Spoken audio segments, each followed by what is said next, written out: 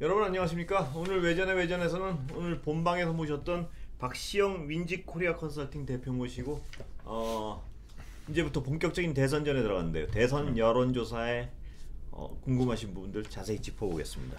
기다리셨습니다. 네. 아까 본방에서 제가 잠깐 시간 조절 잘못해가지고 너무 짧게 여쭤가지고 예. 아까 당선 가능성에 대한 질문들을 많이 하세요 사람들이. 뭐 지지율 물어보고 당선 가능성 물어보고 이건 뭐냐. 근데 말씀하셨지만 당선 가능성은 어떤 주변의 평판에 대한 자기의 느낌 그런 거죠? 그거 하나. 예. 두 번째는 앞으로 펼쳐질 인물 간의 뭐 예를 들면 TV 토론이든 정책 능력이 이제 예를 들면 뭐 검증이 되지 않겠습니까? 또 여러 가지 의혹들도 또 밝혀질 거고 이런 것들을 종합적으로 봤을 때 지금은 누가 당선 가능성이 높을 거야. 흔히 말하는 대세 인식을 누가 장악하고 있느냐. 그러니까 지지도가 엎치락뒤치락 하더라도 당선 가능성이 높으면 그쪽에 사람들이 많이 몰려들게 돼 있습니다. 왜냐하면 뭐 주변에 예를 들면 명망성 있는 사람들, 중간지대에 있는 사람들이 어느 쪽에 가겠습니까? 대개는 대세 인식을 잡은 쪽에 많이 가죠. 근데 이제 지지도가 후발주자가 막 앞서거나 이러면 이제 당선 가능성이 또 바뀌기도 합니다. 그렇다면 이 지지율과 당선 가능성을 이렇게 딱 지표를 보고 우리가 누가 될 가능성이 크구나를 예측할 때요. 선거가 많이 남아있으면 당선 가능성이 더 중요합니까? 지지율이 중요합니까? 그러니까 지금 예를 딱 그냥 구체적으로 지금은 당선 가능성이 더 중요한 지표입니까? 지지율이 더 중요한 지표입니까? 저는 지금은 뭐 사실 두 가지가 다 비슷하다 보는데 지지율은 엎치락뒤치락 할 것 같아요. 제 느낌에는. 왜냐하면 아까 이제 지금까지 발표된 조사는 주로 홍준표 리스크가 미반영된 조사 결과거든요.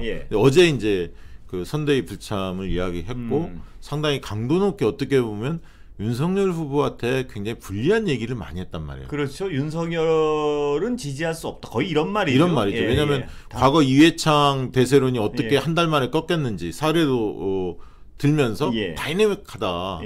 흔히 그 얘기는 대선은 한 방에 훅 갈 수도 있다. 갈 수 있다. 그 얘기를 암시한 윤석열은 겁니다. 참아 지지 못하겠다. 뭐 이런 얘기 같이 들리던데요. 그렇게 읽는 게 맞고요. 그렇게 그런 함의를 내포한 발언이다 이렇게 보여집니다. 그러니까 이게 어떤 그냥 느낌으로 직자적으로 딱 듣기에 느낌은 나 우리 당 후보를 지지하지만 윤석열을 위해서 차마 내가 어디 단상에 올라가서 지지 연설 같은 건 난 못한다. 이 얘기죠. 그 얘기. 흠이 많고 대통령감으로서는 많이 부족하다. 이렇게 홍준표 후보는 인식하고 있는 것 같아요. 그리고 그렇게 행동하기로 했다. 마음을 먹은 것 같고요. 이런 느낌이던데요. 굉장히 이제 불편한 인식을 드러냈는데 근데 지금 발표된 걸 보면 왜 민주당은 컨벤션 효과가 없었고 이재명 후보는 역 컨벤션이 있었고 지금 윤석열 후보는 그래도 컨벤션 효과를 누렸느냐.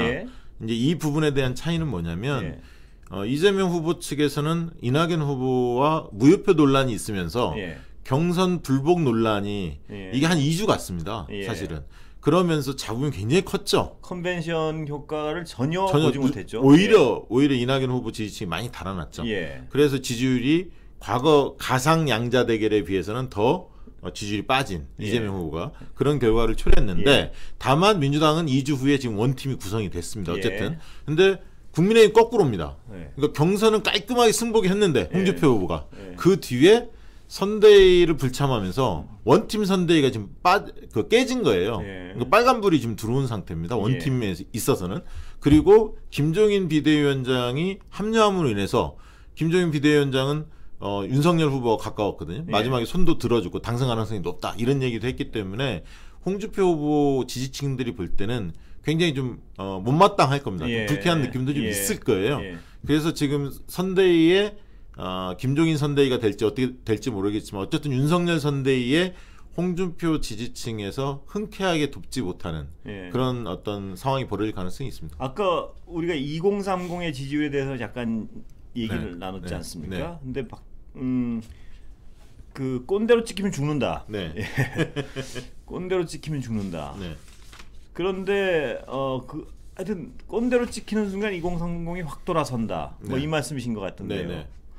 그런데 지금 아까 말씀하셨지만 김종인 전 비대위원장이 어떤 역할을 하느냐에 따라서 또 하나 그 전에 홍준표 후보가 2030에 대한 지지를 가져갔다. 이렇게 볼 수 있나요? 국민의힘을 그 관망세로 돌아서겠다. 상당수 2030은. 저는 상당 기간 관망세로 갈 것 같습니다. 2030 왜냐하면 2030이 네. 대안이 없어졌기 때문에 홍준표를 지지를 했던 이유는 여러 가지 이유가 있겠지만 홍준표 후보를 통해서 본인들과의 어떤 일체감을 많이 가졌던 것 같아요. 홍준표 후보가 성장했던 배경이 거의 뭐 백도 없고 줄도 없고 개파도 없이 나홀로 성장하지 않았습니까? 지금 2030의 처지가 그런 거고 기성세대한테 외면당한다 이런 이미지가 있거든요. 그래서 이제 그런 인식들 그리고 유머를 장착했고 자기들이 원하는 여러 요구 사항에 대해서 시원시원하게 입장을 발표하고. 제가 언뜻하게 말씀하시는 그 기준으로 보자면요. 네. 이재명 후보도 어렵게 자랐고 자수성가했고 그리고 또 뭐 유머 감각은 모르겠습니다. 앞으로 더 지켜봐야 될 것 같고요. 네. 그러면 그 기준에 그렇게 부합하지 않는 건 아닌데 이 민주당이 2030한테 인심을 잃은 것이 인물로 전이됐다 이렇게 볼 수 있는 건가요? 그 틈이 하나 분명히 있고요. 그러니까 문재인 정권에게 좀 그 불만감이 있었죠. 젠더 이슈부터 시작해서 부동산이 부동산이 치명타였고요. 그다음에 이제 청년 세대에 대해서 적극적으로 노력을 안 했다. 이 이미지가 좀 있었거든요. 이제 그 바탕에서 이제 이준석이 등장하니까 국민의 쪽으로 확 쏠려갔다가 물론 2030 남성들이 다 그 국민의힘 쪽에 지지한 건 아닙니다. 30대 같은 경우는 민주당 지지율이 비슷하거든요. 20대가 좀 그런 거고요. 그랬는데 거기에서 이제 윤석열 후보한테는 좀 실망감이 있었어요. 실망감 계속 왜냐면 실언하고 이런 실수들을 하면서 초반에는 굉장히 참신하게 봤는데 윤석열 후보 보니까 좀 수준이 떨어진다.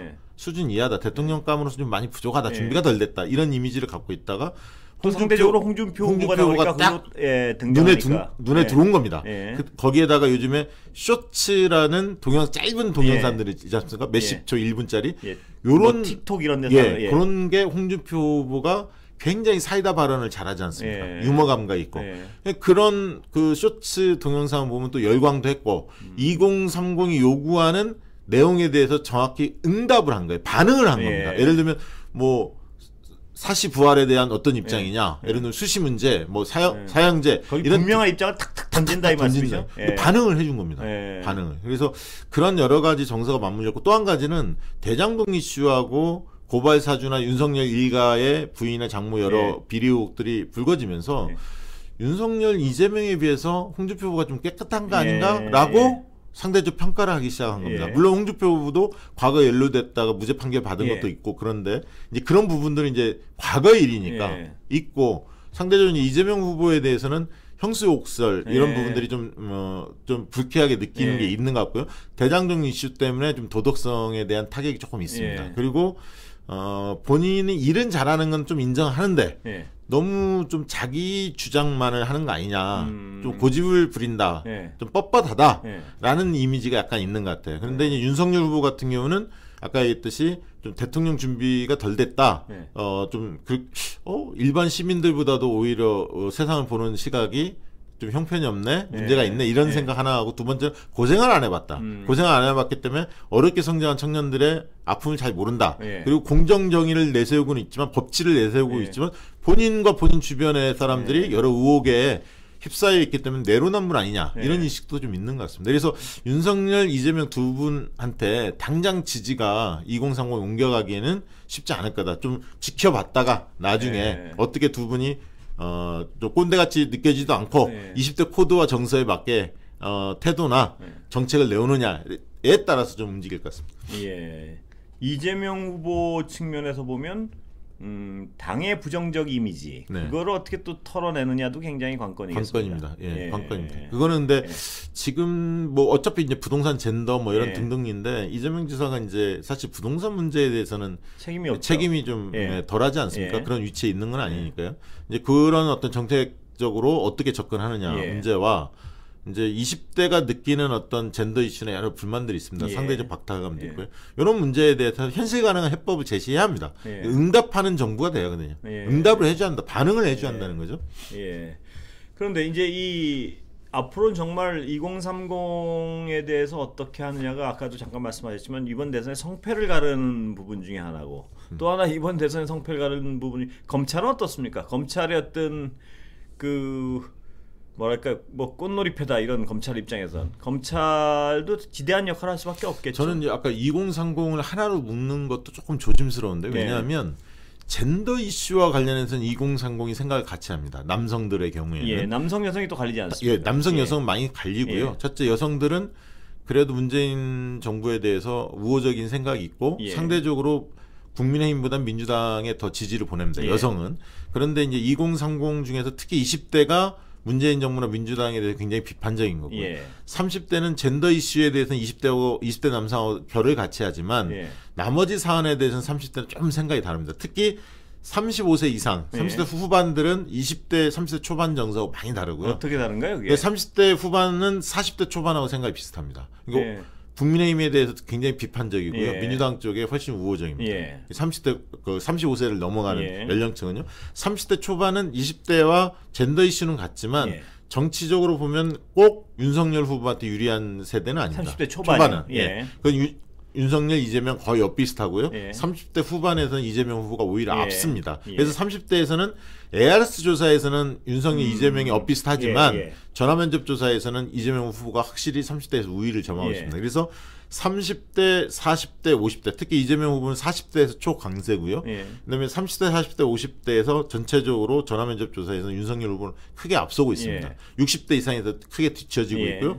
20대에서는 뭐 박빙 승부를 벌이고 있는데 30대, 40대, 50대가 사실은 어떻게 보면 경제에 가장 민감하기도 하고 지금 직장 생활을 하는 그런 세대들 아닙니까? 여론을 주도하는 세력이기 때문에 2층에서 윤석열 후보도 얼마나 좁히냐가 중요하고 이재명 후보 입장에서는 2층에서 확고하게 지지를 바탕으로 20대를 어떻게 공략하느냐 문제가 남아있는 거죠. 20대는 어떤 정치적 지향보다는 사안 그렇습니다. 인물에 움직인다. 이거 왜냐하면, 맞나요? 이념에 대해서 특별히 어디에 치우쳐 있다는 느낌은 안 들고요. 그러니까 하나의 정책 각각의 정책에 반응하고. 네, 그렇습니다. 그다음에 인물에 반응하고. 이게 결국 본인들의 생활 이런 문제에 대해서 내 삶을 어떻게 누가 보장해 줄 거냐, 누가 보장해 줄 거냐, 보장해 줄 거냐, 누가 그리고 현실 가능한 이야기를 하느냐, 그리고 자기들의 이야기를 진실되게 누가 들으려고 하느냐, 아니라고 하는 거에 대해서 반응할 거냐. 예를 들면 홍준표 후보가 주장했던 것이 20대한테 다 통한 건 아니었습니다. 예를 들면 비판하면 또 홍준표 후보가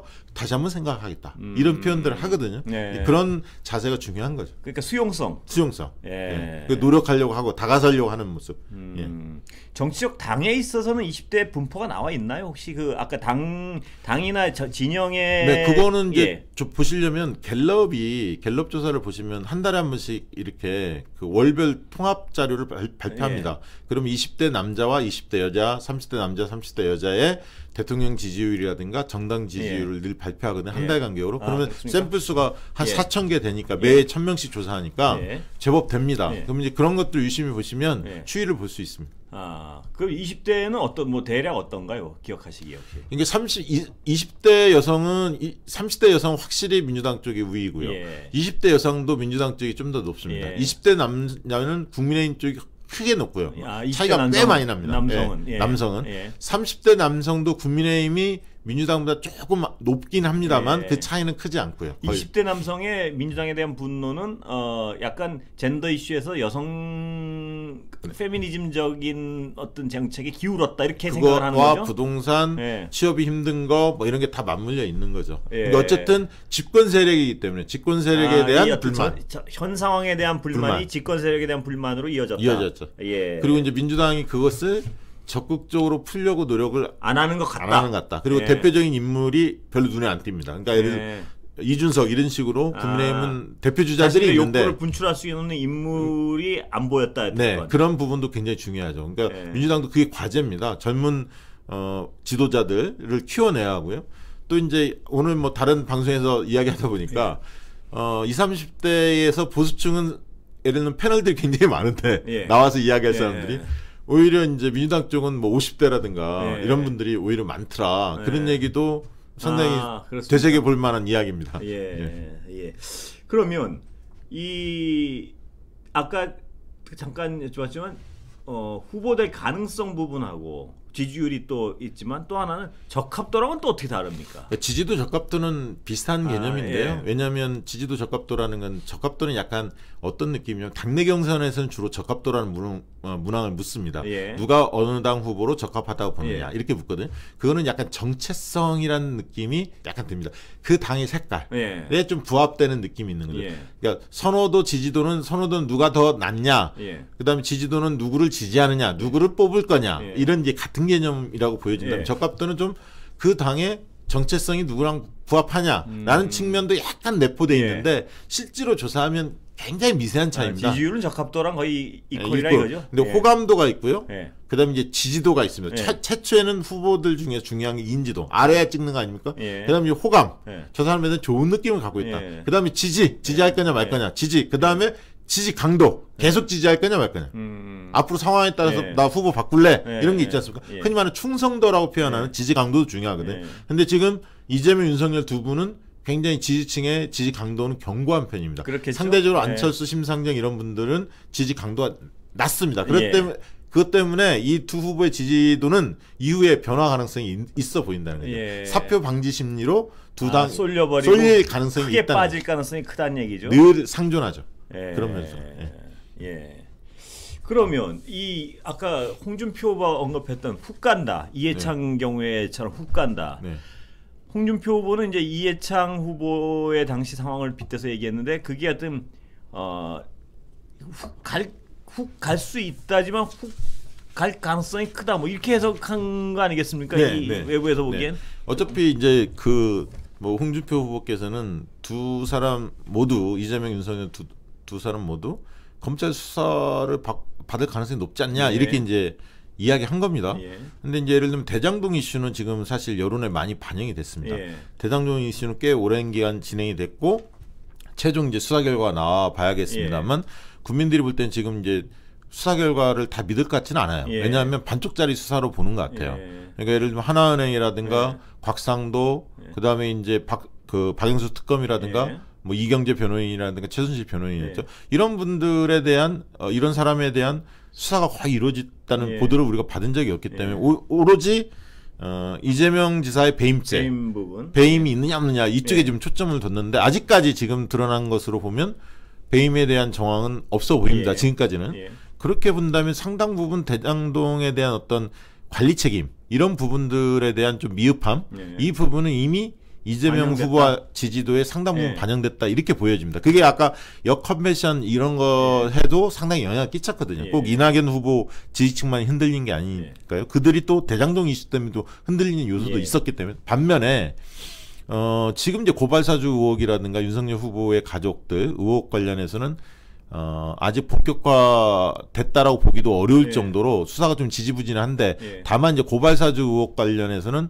뭐 곧 또 그 손준성 검사, 김웅원을 다시 소환한다고 하니까 이 부분이 결과가 어떻게 나올지가 주목이 되는데 제가 볼 때는 윤석열 후보까지의 법적 책임을 묻기에는 상당히 어려울 겁니다. 그러나 만약에 손준성, 김웅 두 분이 뭐 구속 기소가 된다면 그러면 이제 정치적 책임이 굉장히 커지겠죠. 도의적 책임이 큽니다. 왜냐하면 관리 책임이 있기 때문에 총장 밑에서 그런 일을 했다는 것은 그거는 뭐 여론이 보기에는 절대 자유롭지 않을 가능성이 많죠.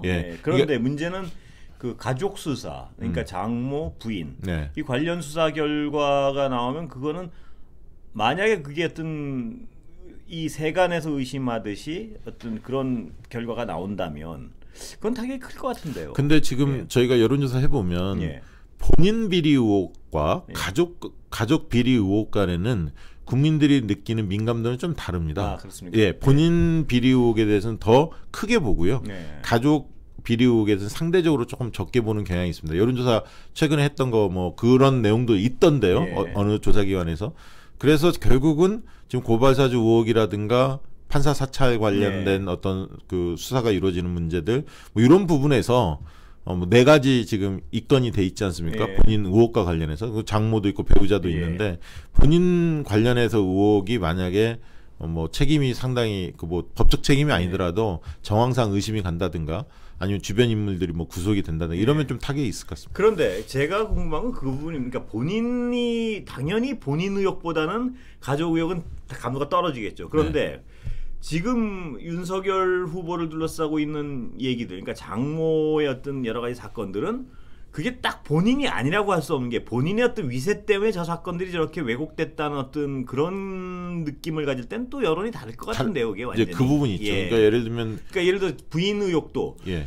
이게 부인이 죄를 져서 뭐 이런 거야? 어떻게 하겠습니까? 자기 그 남인데, 뭐 부부도 남이고 장모는 더 남인데. 그러나 윤석열 후보가 검찰에 내내 어떤 주요한 위치에 차지하고 있었다는 그 점 때문에 네. 부인과 장모의 어떤 의혹들이 왜곡돼 왔다면 네. 그거는 본인이 의도를 했건 안 했건 그 어떤 그 우리 사회 공정성에 대한 분노를 자극하는데 최고의 어떤 하나가 될 것 같아요. 저도 그 부분에 대해 공감합니다. 왜냐하면 코바나 컨텐츠나 이런 부분에서 협찬을 하는데 협찬은 그거는 만약에 누가 보더라도 그건 총장을 보고 한 것이지 부인을 보고 후원한 건 아니란 말입니다. 그렇습니다. 당시에 뭐 중앙지검장을 했는지는 모르겠습니다. 아무튼 고위직에 있었으니까요. 그렇죠. 그런 부분이 하나 있을 수도 있고요.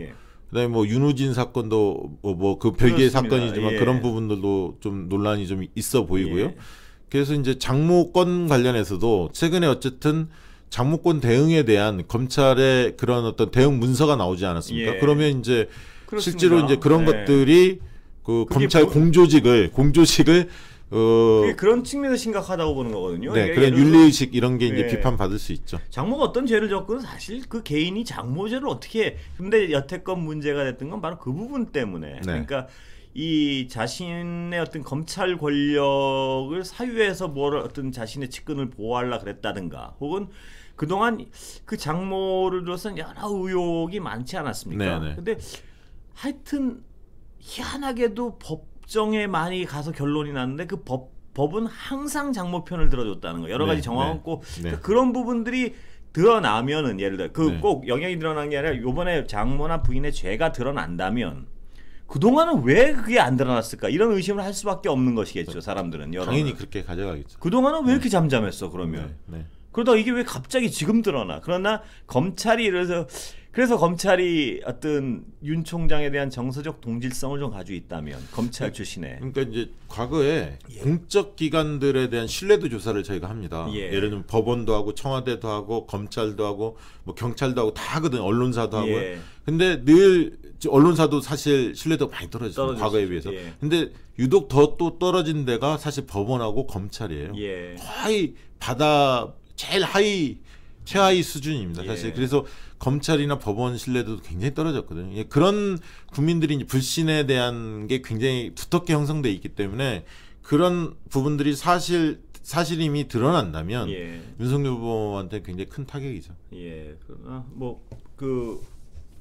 정치 전망가들은 하여튼 그래서 검찰이 어떤 의도를 가지고 한쪽은 덮고 한쪽은 키운다든가 이렇게 할 가능성이 많지 않느냐는 전망들을 많이 하는데 저는 사실은 아마 두 후보 모두 직접적인 어떤 그 법적 책임은 없을 겁니다. 우리 검찰이 그렇게 해오지도 않았고요. 그러니까 예를 들어서 이 의심하는 사람들은 직접적인 책임 여부를 있는 걸 없다 그러고 증거가 없는 걸 있다 그러지는 못하겠지만 어떤 그 냄새를 풍기는 쪽을 어떤 쪽을 강조하고 어떤 쪽은 별게 아닌 것처럼 팩트를 이럴 가능성은 충분히 있지 않겠습니까? 그동안의 검찰에 사실 지금도 그렇고 대장동 문제는 뭐 나올 만큼 다 나온 것 같고요. 고발 사주와 나머지 사안에 대해서 대장동 이슈만큼 그렇게 검찰이 적극적으로 수사하느냐? 도이치모터스 지금 주가 조작 사건도 그 가장 김건희 여사하고 직접적 관계에 있었던 사람이 지금 도피 중에 있습니다. 사실은 도망다니고 있거든요.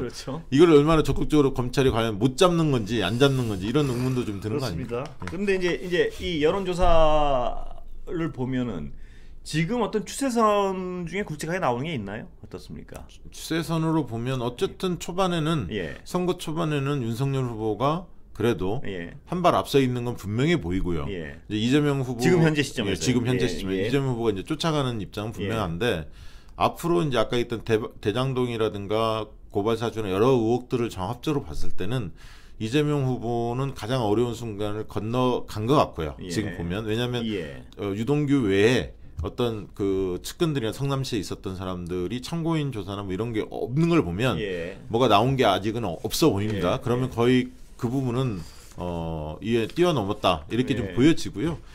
이제 관리 책임들은 이미 지지도에 많이 반영됐기 때문에 오히려 악재는 윤석열 후보 쪽에 좀 더 많이 있을 가능성이 있어 보입니다. 예, 말실수 부분은 어떨까요? 그러니까 이제 말실수 이런 게 이제 예. 누적이 되면서 예. 저는 대통령감이 되냐 안 되느냐 이 선을 가지고 있는데 지금 윤석열 후보도 딱 그 커트라인에 올라 있는 거 아니냐. 예. 왜냐하면 그러면 제가 여쭤보는 거니까 예. 말실수가 좀 반복되면 어떤 신뢰도나 이 호감도에서 뚝 떨어져요. 아니 또 어떤 분들은 뭐라고 얘기하냐면 그 윤석열 후보 자체에 대해서 어떤 순도 높은 정책이나 뭐 견해 이런 걸 기대하지 않는 기대 수준이 너무 낮기 때문에 말실수도 내성이 생길 것이다 이렇게 분석하는 분들 계시던데요. 그렇게 생각 안 하고요. 예. 결국은 스윙보트를 누가 장악할 거냐. 예. 여기에 이제 그 승패가 좌지우지 된다고 보는데 왜냐하면 윤석열 후보가 실수를 많이 한다고 하더라도 저는 40%는 나올 것 같아요. 아무리 실망해도. 예. 왜냐하면 그 층은 묻지마 정권 교체층이에요. 묻지마. 예. 이 묻지마 정서가 한 40% 있습니다. 예. 국민의힘을 중심으로 이 현 정권에 대한 불만이 아주 강한 세력들이. 예. 나머지 민주당 쪽도 다 긁어 모으면 40% 육박할 것 같아요. 조금 못 미치거나 뭐 이럴 정도인데 그러면 중간에 기타 후보들이 가져가는 표라는 거는 한 5%에서 10% 사이일 테니까 그러면 크게 보면 20% 좁게 보더라도 한 10%이 층이 결국 어떤 쪽에 손을 들어줄 거냐에 따라서 흔들리는 계층의 선택. 그렇죠. 그중에 주요한 축이 아까 말씀하신 2030이 있고 2030도 있고 중도 성향의 그 40, 50대도 있는 거죠. 근데 그 층은 아까 얘기했던 실언들이나 실수가 반복되면 내가 정권 교체를 바라고 싶지만 만약 윤석열 후보 쪽에서 그런 게 많이 나오면 이재명 후보 지지할 겁니다. 예. 저는 그 층은 주로 태도보다 능력을 따진다고 봅니다. 예. 이번 대선에서 왜냐하면 미래에 대한 불안감도 굉장히 커져 있고요. 앞으로 4차 산업혁명도 온다고 하죠. 포스트 코로나 어떻게 될지 모르죠. 불안감이 약간 있습니다. 그래서 강력한 리더십을 가진 카리스마 있는 리더를 원하고요. 그러니까 둘 다 사실은 굉장히 좀 카리스마 있는 스타일입니다. 이재명, 윤석열 공이. 그 다음에 이제 먹고 사는 문제에 대해서 과감한 해결책을 내는 사람을 따질 겁니다. 뽑을 겁니다. 그래서 태도적인, 자세적인, 도덕적인 측면보다는 오히려 능력적인 측면을 후보 간의 자질을 따질 때 태도적 요소보다 능력적 요소를 더 따져볼 거다. 스윙보터에 있는 분들은. 그래서 저는 누가 비전과 정책 능력, 민생 문제, 부동산 문제 해결 능력을 내놓느냐에 따라서 결판이 날 거다 이렇게 보여집니다. 예. 그렇다면 윤석열 후보로서는 그렇다면 지금 선거 전략으로 보면 김종인 전 비대위원장을 아까 모시고 온 게 그 2030 측면에서는 별로 도움이 안 된다는데 국민의힘 측에서는 그럼 분리 전략을 쓸 수도 있는 거 아닌가요? 그렇습니다. 이준석이 그렇지 이준석의 젊은 층을 잡고 선거 큰 그림은 김종인이 그리게 하고 그렇게 갈 가능성이 많죠. 뭐 김병준이나 이런 분들도 합칠 것 같고요. 그러나 중요한 거는 후보입니다. 그러니까 윤석열 후보는 이성적인 느낌을 강화해야 돼요. 그러니까 어떤 정책적 준비가 돼 있다, 국정을 종합적으로 이해하는 거라든가 세상의 변화, 시대적 흐름을 정확히 포착하는 이런 능력을 키워야 하고요. 반대로 이재명 후보는 감성 소구력을 늘려야 합니다. 그러니까 페이스북을 통해서 뭔가 이성적으로 논리로 모든 걸 돌파하기보다는 친밀감, 친근함, 인간미 이런 부분들을 훨씬 사람들한테 보여주고 특히 여성층을 공략하기 위해서는 그런 접근이 필요합니다. 그러니까 두 후보는 좀 다른 거예요. 윤석열 후보는 뭐 인스타그램 통해서 뭐 반려견 안고 뭐 이런 감성적인 게 강한 반면에 이성적인 게 논리적인 게 약하고 거꾸로 서로 맞습니다. 그걸 누가 더 지혜롭게 잘 캠페인을 하냐에 따라서 달라질 수 있습니다. 지금까지 어떤 이재명 후보의 경우에 인스타그램 같은 거 잘 안 했나요? 하긴 했는데 그렇게 히트 작품이 많지는 않았죠. 히트작이 중요하군요. 히트가. 그 2030의 어떤 특히 20대 남자, 30대 초반의 남자들을 어떤 그 뭐랄까요 빅데이터 분석하는 제가 만나본 분은 게임적 사고 이런 얘기를 하더라고요. 맞습니다. 그 얘기 많이 하더라고요. 예, 게임적 사고. 그러니까 자기의 노력에 따라서 어떤 뭐 무기도 많이 얻고 이건 이 경쟁은 공정해야 하는데 그 경쟁의 결과로 나타나는 어떤 차등은 또 그대로 인정을 해야 된다. 수용한다는 얘기죠. 그런 점을 잘 착안을 해야 될 것 같습니다. 그게 이제 이준석 그 대표가 주장했던 뭐 능력주의, 경쟁주의 이런 건데 20대 정서는 그게 분명히 통하는데 문제는 이제 그게 굉장히 엘리트주의를 조장하는 거거든요. 그다음에 어떤 정글 자본주의 비슷한 부분도 자극하고. 그게 오히려 양극화를 또 심화시키는 원인이기도 하고요. 그러니까 이제 기성세대들한테는 안 통하는 얘기인데 20대한테는 쏠깃한 얘기입니다. 이제 그런 밸런스를 20대만을 의식하고 모든 캠페인을 할 수는 없지만 적어도 그들이 요구하는 몇 가지 요구 사항에 대한 입장은 분명하게 양 후보가 내야 한다. 그게 이제 홍준표로부터 얻는 타산지석이 아닐까. 오늘 장시간 감사합니다. 고맙습니다. 감사합니다. 네.